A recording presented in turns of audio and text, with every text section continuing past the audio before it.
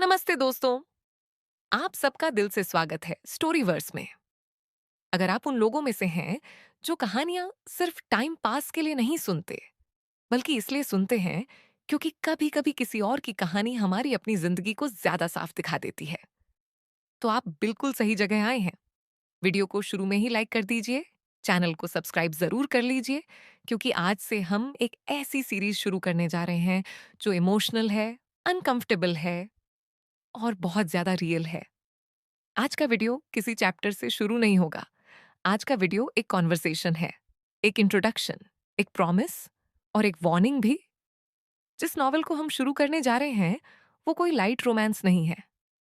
ये वो कहानी नहीं है जिसे सुनते हुए आप हर पल खुश महसूस करेंगे। ये कहानी है गलत फैसलों की उन कॉन्सिक्वेंसेस की जो सालों बाद भी पीछा नहीं छोड़ते। ये कहानी है एक माँ की, जिसे माँ कहलाने का हक चाहिए, लेकिन समाज उसे सिर्फ एक लेबल से जानता है। ये कहानी है सेकंड चांसेस की, और उस सवाल की जिससे हम सब कभी ना कभी भागते हैं, क्या हर इंसान माफी डिजर्व करता है?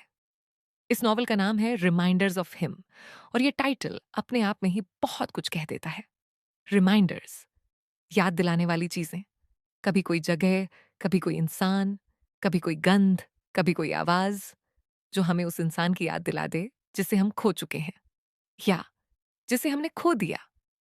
इस सीरीज में हम इस नॉवल को चैप्टर बाय चैप्टर करेंगे, लेकिन ध्यान रहे, मैं आपको कहानी सुनाऊंगा नहीं, मैं आपको कहानी समझाऊंगा, सिंपल हिंदी में, रियल इमोशंस के साथ, बिना हैवी इंग्लिशों के, बिना बुकिश टोन के, ऐसे जैसे कोई दोस्त आपके साथ बैठकर कह रहा हो, सुन, ये कहानी आसान नहीं है, लेकिन वर्थ इट है।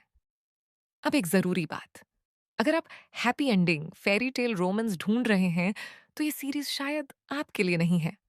लेकिन अगर आप उन कहानियों को समझना चाहते हैं जो जिंदगी जैसी मैसी होती हैं, तो स्टे। अब शुरू करते हैं इस कहानी का पहला हिस्सा। चैप्टर 1, कहना। कहानी शुरू होती है एक बहुत शांत लेकिन भारी मोमेंट से। कोई म्यूजिक नहीं, कोई ड्रामा नहीं, बस एक सड़क के किनारे जमीन में गड़ा हुआ एक छोटा सा लकड़ी का क्रॉस। ऐसा क्रॉस जो अक्सर किसी एक्सीडेंट के बाद लोग लगाते हैं। उस पर कोई नाम नहीं लिखा, बस एक तारीख, मौत की तारीख। एक लड़की वहां खड़ी है, उसका नाम है कैना, और पहली ही लाइन में हमें समझ आ जाता है ये लड़की सैड नहीं है, ये लड़की गिल्ट में है। कैना उस क्रॉस को देखती है और सोचती है स्कॉटी को ये बिल्कुल पसंद नहीं आता। और यहीं पर कहानी आपको पकड़ लेती है, क्योंकि ये कोई रैंडम थॉट नहीं है, ये इंटीमेसी है। ये उस इंसान की सोच है जो किसी को बहुत करीब से जानता था। स्कॉटी, कैना का पास्ट, कैना की बिगेस्ट लव और कैना की सबसे बड़ी गलती। कैना अचानक कुछ ऐसा करती है जो इमोशनली बहुत अनकंफर्टेबल है।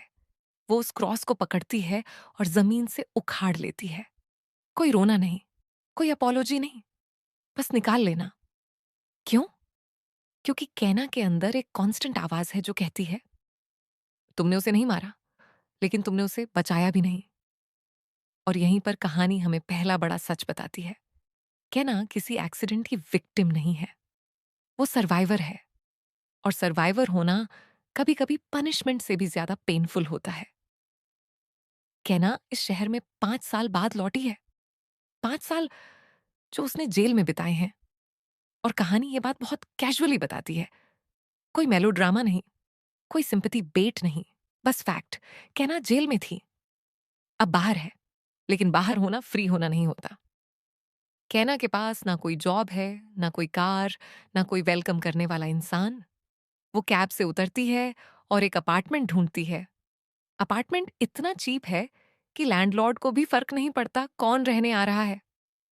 No background check, no questions, बस कैश दो और चाबी लो। अपार्टमेंट छोटा है, गंदा है, टूटा फूटा है, लेकिन कैना के लिए ये आजादी है, क्योंकि जेल के बाद अपना दरवाजा होना लग्जरी बन जाता है।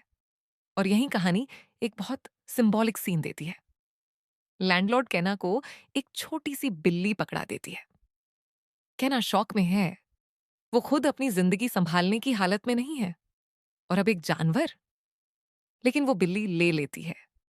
और यही कहानी क्वाइटली कहती है कहना रिस्पॉन्सिबिलिटी से डरती है लेकिन उससे भागती नहीं। कहना अपार्टमेंट में अकेली बैठी है, चारों तरफ साइलेंस है, कोई गार्ड नहीं, कोई आवाज नहीं। फ्रीडम और लोनलीनेस, और जो लोग कभी अकेले रहे हैं वो जानते हैं, साइलेंस कभी कभी सबसे ज्यादा शोर मचाती है। कहना अपने फ्यूचर के बारे में सोचती है। उसके पास कोई क्लियर प्लान नहीं है, लेकिन उसके पास एक पर्पस है, एक वजह जिसकी वजह से वो इस शहर में लौटी है।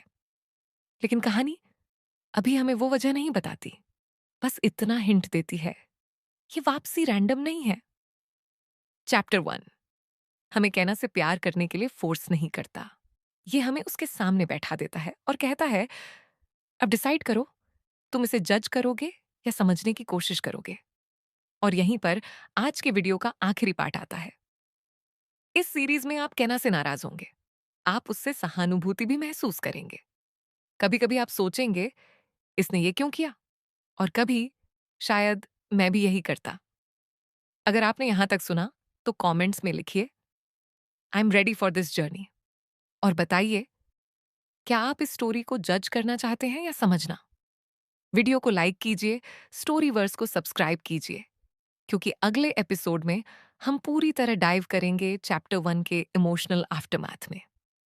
और यकीन मानिए, ये कहानी धीरे चलती है लेकिन गहरी उतरती है।